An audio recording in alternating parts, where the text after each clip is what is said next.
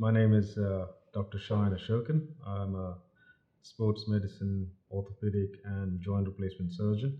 I feel a minor complication associated is a period of stiffness, which is why we work with physiotherapists from within a couple of hours after the surgery to get the new knee moving. We don't want um, exuberant healing to cause the stiffness to persist for any length of time. As with all major surgeries, there is a theoretical risk of infection, bleeding, nerve vessel damage, clots, embolism, cardiopulmonary risks, and anesthesia risks.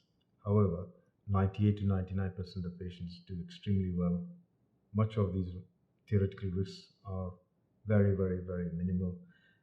In my opinion, stiffness is probably one of the most commonest short-term complications where a patient experiences a bit of stiffness after the surgery, and which is why we get physiotherapy going on within a couple of hours after the knee surgery.